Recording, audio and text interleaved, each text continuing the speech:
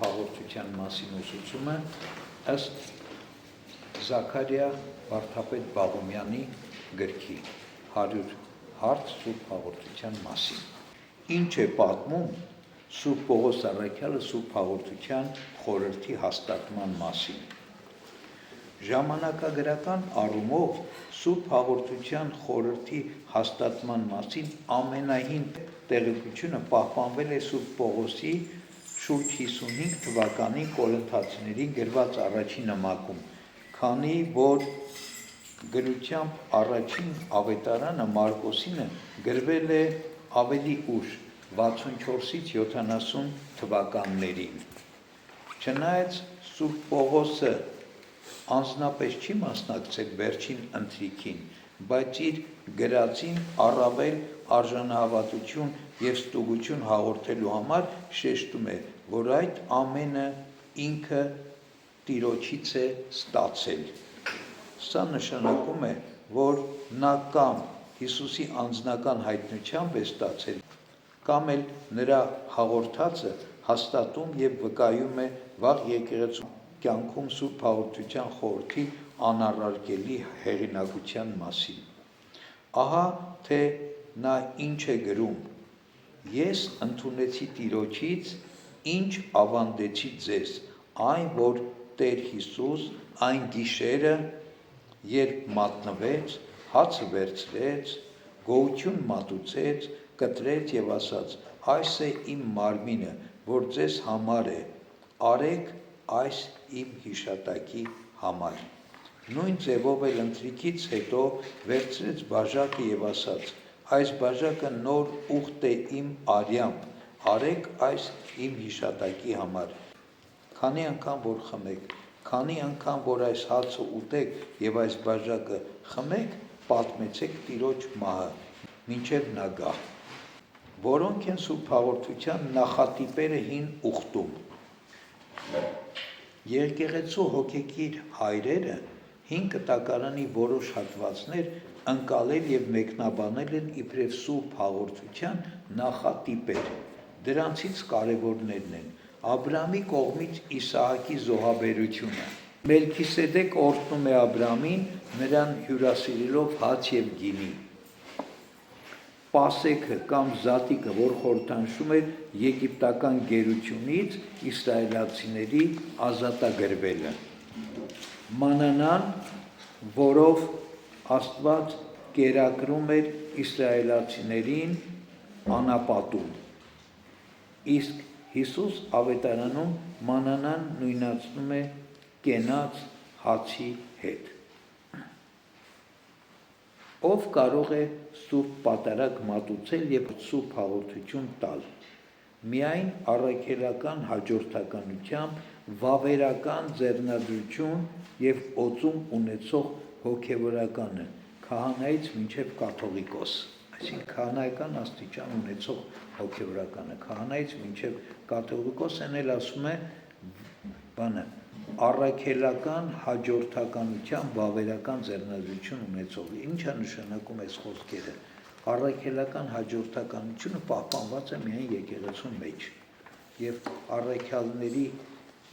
ձեռնադրությունից հաջորդապես ուրեմն ձեռնադրությունը անցավ եկեղեցու եպիսկոպոսներին, քահանաներին հաջորդականությամբ։ Այսինքն սա նշանակում է, որ բողոքականները, աղանդավորները չունեն այդ առաքելական հաջորդականությունը և իրենք ըստ այդմ էլ իրավունք չունեն ուրեմն պատարագ մատուցելու կամ Սուրբ հաղորդություն տալու։ Ինչ է անհրաժեշտ Սուրբ հաղորդություն ստանալու համար։ Հիմա մեզ է վերաբերում, մենք ինչ պիտի անենք, ինչ է անհրաժեշտ։ Տիրոջ մարմինն ու արյունը ճաշակելու համար պետք է լինել մկրտված, այսինքն քրիստոնյա և եկեղեցու անդամ, ունենալ ուղղափառ հավատ, այսինքն հավատալ և այն համոզումն ունենալ, որ ճաշակում ենք ոչ թե պարզ հաց և գինի, այլ Տիրոջ իրական մարմինն ու արյունը։ Սուրբ հաղորդությունից առաջ զղջալ գործած մեղքերի համար ապաշխարել, խոստովանել թողություն ստանալ, այսինքն միայն ինքնակնությամբ, հոգևոր և ֆիզիկական մաքրությամբ մոտենալ Սուրբ հաղորդությանը։ Հաղորդվելու օրը կամ նախորդ օրվա երեկոյից պահք պահել, Սուրբ գիրք ընթերցել, աղոթել, լողանալ և ոչինչ չուտել։ Այսինքն ծոմ պահել, հաղորդությունից առաջ խոստովանել մեղքերը, զղջալ, խոստովանել մեղքերը, նաև նախորդ օրվանից նախապատրաստվել երեկոյից, դրա համար տարածվածը, որ ասում են կիրակնամտին կամ շաբաթ երեկոյին, գործ չեն անում, լվացք չեն անում, կար չեն անում, տարբեր տեսակի կենցաղային գործերով չեն զբաղվում, ինչի համար, որպեսզի Սուրբ գիրք կարդան, աղոթ կանեն, մեղքերի մասին մտածեն և պատրաստվեն Սուրբ հաղորդության։ Քանի որ մկրտված չեմ, բնականաբար չեմ կարող հաղորդվել, բայց արդյոք կարող եմ ներկա լինել Սուրբ պատարագին, հարց է։ Սուրբ պատարագի ժամանակ նախքան բուն խորհրդի կատարումը Սարգսակը բարձրաձայն ասում է. ոչ ոք երախաներից, այսինքն չմկրտվածներից, ոչ էլ թերահավատներից և ոչ ոք ապաշխարողներից թող չմոտենա Աստվածային Սուրբ այս խորհրդին։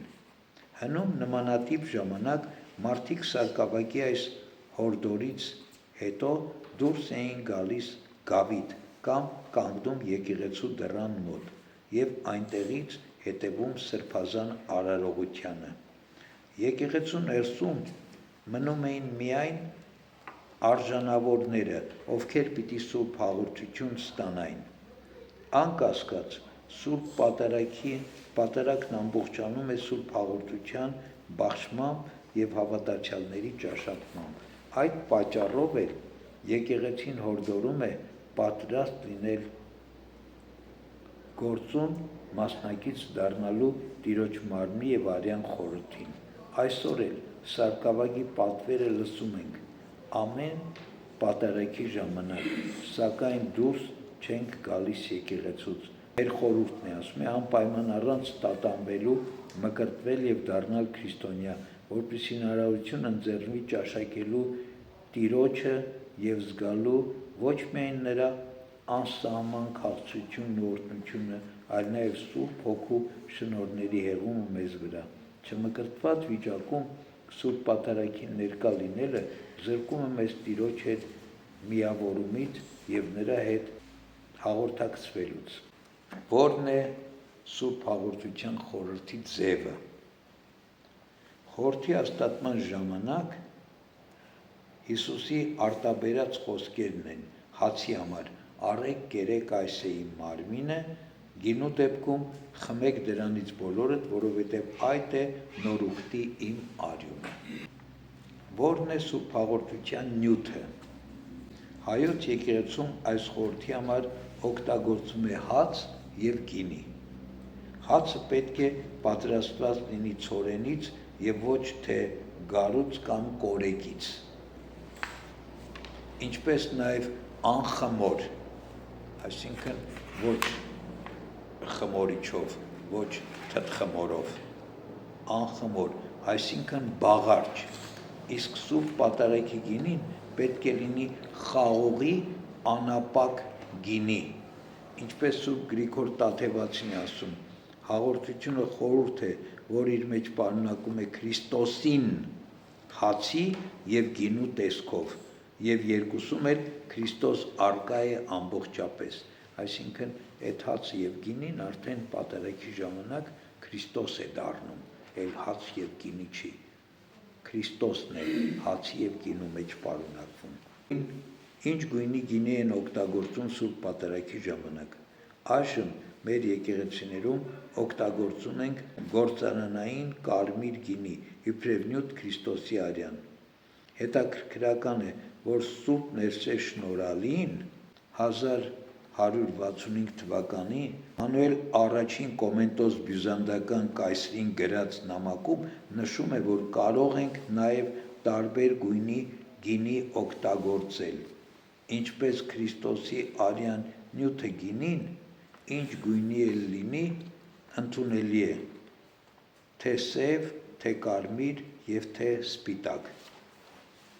Պետք է հաշվի առնել, որ Շնորհի Հայրապետը այս և մյուս ծիսական խնդիրներին մոտենում էր լայնախոհությամբ և իմաստությամբ, ընդգծելով, որ խորհուրդների կատարման մեջ նյութի գունից, անխառն կամ խառնյալ լինելուց ավելի կարևոր է ուղղափառ հավատը և մաքրակենցաղությունը, որոնք երկուսն էլ ընդունելի են Աստծուն։ Ինչպես են հացն ու գինին դառնում Քրիստոսի մարմին և արյուն։ Սուրբ Պատարագի ժամանակ հոգևորականի աղոթքների և Սուրբ Հոգու ներգործությամբ սովորական հացն ու գինին անճառելի, անհասանելի, անքննելի, անիմանալի կերպով դառնում են Քրիստոսի իրական մարմին և արյուն։ Մարդկային միտքը ընդունակ չէ մինչև վերջ բացատրելու կամ հասկանալու այդ ինչպեսը, բայց մենք առանց երկմտելու հավատում ենք, որ Սուրբ Սեղանի վրա Սուրբ Երրորդության երրորդ անձի Սուրբ Հոգու իջմամբ սրբագործված հացն ու գինին փոխարկվում են Տիրոջ մարմնի և արյան։ Մեր եկեղեցու հայրերը այս իրողությունը բացատրելու համար օգտագործում են փոխարկվել, փոխվել և հոգիանալ և դառնալ եզրերը, այսինքն հացն ու գինին փոխարկվում են, փոխվում են, հոգիանում են, այսինքն և կամ դառնում են։ Ինչպես է մեկնաբանում փոխարկման պահը Հռոմեական կաթոլիկ եկեղեցին։ Հռոմեակաթոլիկ եկեղեցին հացի և գինու Քրիստոսի մարմնի և արյան դառնալը բացատրում է գոյացափոխություն եզրով, որը պաշտոնապես ներկայացվեց 1215 թվականի Լաթերանի չորրորդ ժողովում։ Այս աստվածաբանական եզրի տեսական հիմնավորումը տվել է կաթոլիկ եկեղեցու նշանավոր վարդապետ Թովմա Աքվինացին։ Ըստ այս ուսմունքի հացի և գինու գոյությունը փոխվում է, մինչդեռ նրանց պատահական հատկությունները, համը, հոտը, գույնը, քանակը, տեսակը և այլ մնում են նույնը։ Արևելյան ուղղափառ եկեղեցիները, որոնց թվում է նաև հայաստանյա ծառայքելական եկեղեցին, զերծ են մնացել իմաստասիրական և աստվածաբանական նրբությունների մեջ խորանալուց, այն համարելով խորհուրդ խորին և մարդկային մտքին անհասանելի։ Մեզ համար շատ հստակ է, որ Սուրբ Հոգու ներգործությամբ հացն ու գինին փոխարկվում, դառնում են Քրիստոսի ճշմարիտ մարմին և արյուն։ Իրենց դիրքորոշում էր, որ ասում է տերմին էին օգտագործում գոյացափոխություն։ Այս ինչ է նշանակում գոյացափոխություն։ Այսինքն նյութը փոխվում է։ Ըստ իրենց տեսության հացի նյութը դառնում է մարմին, միս, գինին դառնում է արյուն, նյութով։ Մեր եկեղեցին այդպես չի ընդունում։ Մեր եկեղեցին ասում է հացը իր նյութով մնում է հաց, գինին իր նյութով մնում է գինի, այսինքն քիմիական բաղադրությամբ, բայց հացի մեջ գալիս մտնում է Քրիստոսի մարմնի ներկայությունը, գինու մեջ մտնում է Քրիստոսի արյան ներկայությունը, նյութը չի փոխվում, բայց Քրիստոս փոխակերպել կամ փոխվել կամ հոգիանալ է դա նշանակում։ Հացը հոգիացավ, հացի մեջ եկավ Քրիստոսի ներկայությունը, գինու մեջ եկավ Քրիստոսի ներկայությունը։ Մեր եկեղեցին այսպես ընդունում։ Պետք չի խորանալ այդ բաների մեջ, դրանք մարդու մտքին անհասանելի է, ոնց է տեղի ունենում այդ ամեն ինչը։ Դրա համար ասում ենք խորհուրդ խորին։ Խորին խորհուրդ, մեզ համար անհասանելի։ Ուրեմն Սուրբ Սեղանի վրա սրբագործված հացը և գինին սովորական հաց և գինի չեն։ Ոչ, վերևում նշեցինք, որ Սուրբ Պատարագի ընթացքում Սուրբ Հոգու ներգործությամբ և պատարագչի աղոթքներով դրանք դառնում են Տիրոջ ճշմարիտ և իրական մարմին և արյուն, Առաքելահիմն մեր եկեղեցու աստվածաբանական մտածողության համաձայն սրբագործված հացի եւ գինու մեջ Քրիստոս ներկա է ոչ թե խորհրդանշական եւ պատկերավոր ձևով, այլ ճշմարտապես եւ իրական, ինչպես ընդհանրական, այնպես էլ մեր եկեղեցու հայրերն ու վարդապետները իրենց գրվածքներում շեշտել են այս կարևոր հանգամանքը։ Մենք ճաշակում ենք ոչ թե պարզապես հաց եւ գինի, այլ հենց Քրիստոսին։ Միայն այս գիտակցությամբ եւ աներկբա համոզմամբ պետք է մոտենալ Սուրբ Հաղորդությանը։ Եթե մեկը թերահավատ է կամ կասկածամիտ, ապա նրա համար ավելի լավ է Սուրբ Հաղորդությանը ընդհանրապես չմոտենալ։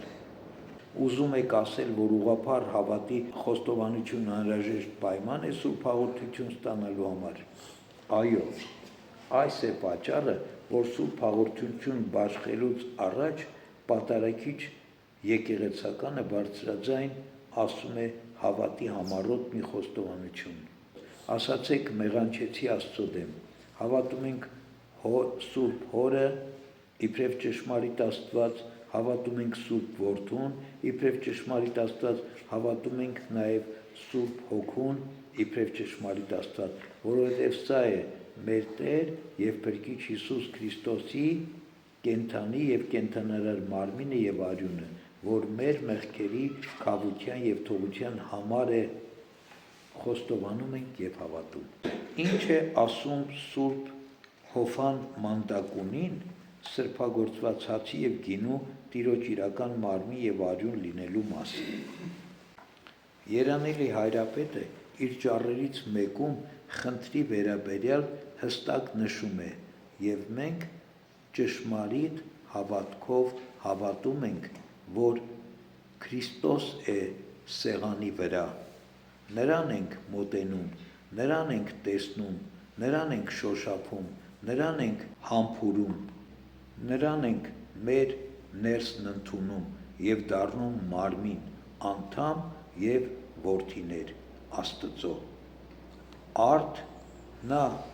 ով այսպիսի հավատքով չի հավատում և չի ընդունում, որ Աստծո Որդու մարմինն է այն, հեռու է Աստծո օգնությունից, հեռու է Սուրբ Հոգու շնորհներից, հեռու է մեղքերի թողությունից և հավիտենական կյանքից, չի ակնկալում հարություն և փրկության հույս չունի, զուրկ է քրիստոնեական հավատից, որովհետև Քրիստոսի արյան հեղումով մեզ փրկություն եղավ, և արդ ոչ ոք թող խղճմտանքով չմոտենա նրան, ոչ ոք թող թերահավատությամբ չմոտենա նրան, ոչ ոք թող անտարբերությամբ չմոտենա նրան, այլ ճշմարտապես թող հասկանա, որ մեծ և ահեղ խորհրդի ժամանակ եկեղեցին երկինք է դառնում, խորհրդի սեղանը փառքի աթոռ, որի վրա իջնում և բազում է Քրիստոս, ով միշտ բաշխվում է բոլորի փրկության համար։ Ինչպես վերևում նշեցինք, ընդհանրական և հայոց եկեղեցիների վարդապետները, հայրապետներն իրենց բազմաբնույթ գրվածքներում միշտ շեշտել են այն կարևոր հանգամանքը, որ Սուրբ Հաղորդությամբ ճաշակում ենք Քրիստոսին։ Այստեղ պարզապես մեջբերում ենք այս ճշմարտությունը հաստատող մի քանի օրինակներ։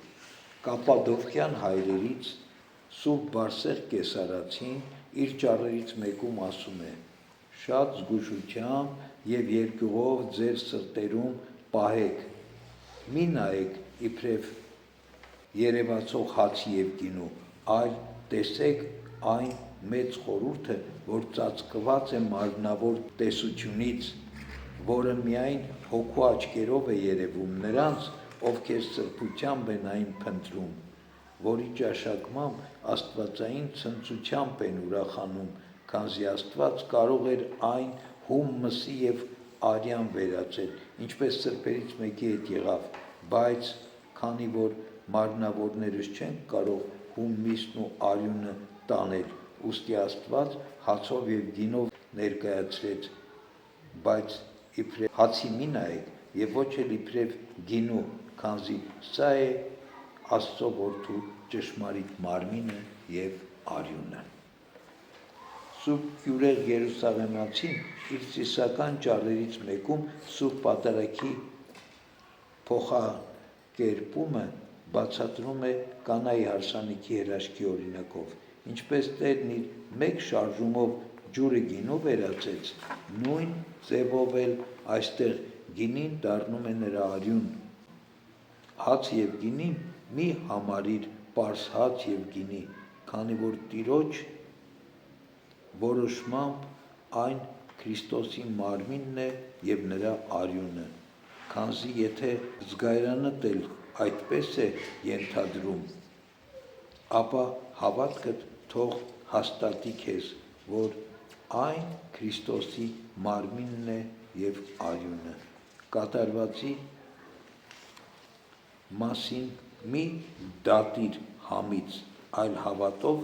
իմացիր առանց երկմտանքի, թե դու արժանացել ես հաղորդակից լինելու Քրիստոսի մարմնին եւ արյանը։ Ոսկեդարի պատմիչ Փավստոս Բյուզանդն իր հայոց պատմության 5-րդ դպրության 18-րդ գլխում հետաքրքիր մի պատմություն է մեջբերում։ Ծոփած աշխարհում ճգնակյաց խստակրոն եղբայրներից մեկը հրաժարվում էր Սուրբ հաղորդություն ընդունելուց, քանզի չէր հավատում, որ գինին Սուրբ Պատարագի ժամանակ դառնում է Քրիստոսի իրական արյուն, եւ միշտ վիճում էր միաբանակից իր եղբայրների հետ։ Մեկ օր Սուրբ Պատարագ մատուցելիս այս թերահավատ ճգնավորը բաց աչքերով տեսիլք է տեսնում։ Քրիստոս Աստված իջնում է Սուրբ Սեղանի վրա դրված սկիհի մեջ, բացում է իր գեղարդակող կողը, որից արյունը թափվում է սկիհի մեջ։ Այս պատմությունից հետո Բյուզանդը եւս մեկ անգամ շեշտում է հաղորդության խորհրդի ժամանակ գործածող գինու Քրիստոսի ճշմարիտ արյուն լինելու հանգամանքը։ Նույն ոսկեդարի մեկ այլ նշանավոր ներկայացուցիչ եւ ավարայրի ճակատամարտի մասնակից Սուրբ Եղիշե վարդապետն իր ճառերից մեկում ասում է. քանզի Քրիստոսի մահը պատմելով տերունական սեղանի վրա հացն ու գինի չեն մնում այնպիսին, ինչպիսին առաջ էին, այլ ճշմարտապես դառնում են մարմին եւ արյուն, ոչ թե ապականացու մեկի, այլ անապականի, եւ ով արժանապես է մոտենում, մեր ապականությունը անապականության է վերածում։ Գրիգոր վարդապետ Սկևրացին խնդրի վերաբերյալ ասում է. ճշմարտապես հավատում ենք եւ քարոզում, որ Աստվածային սեղանին քահանայի ձեռքով մատուցված սուրբ հացն ու բաժակը Քրիստոսի ճշմարիտ մարմինն ու արյունն են դառնում։ Եվ սա հայտնի է, քանզի նույն ինքը Տերն էլ ասաց, որ հացն իր մարմինն է եւ գինին իր արյունը, եւ քանի որ Քրիստոսի մարմինն ու արյունն են, Աստված է ինքը ճշմարտապես, ինչպես Սուրբ Հոգին իջավ Սուրբ Կույս Մարիամի մեջ եւ մաքրեց նրան, ապա բանն Աստված իջավ Կույսի մեջ, վերցրեց նրանից մարմինը եւ իրեն միավորեց, աստվածացրեց, այսպես էլ Սուրբ Հոգին իջնելով այս հացի եւ գինու վրա մաքրում է, թող ոչ ոք աստվածացած այս սուրբ հացը եւ գինի չտեսնի, այս սուրբ հացը հաց եւ գինի չտեսնի, թերահավատությամբ լոկ հաց ու գինի չհամարի, որովհետև աներևութաբար իջնում է սրա վրա հոգին։ Կշարունակենք, թե որ պահին է հացը և գինին պատարագի ժամանակ դառնում իրական Քրիստոսի մարմին և արյուն։ Դրա մասին հաջորդ անգամ կկարդանք։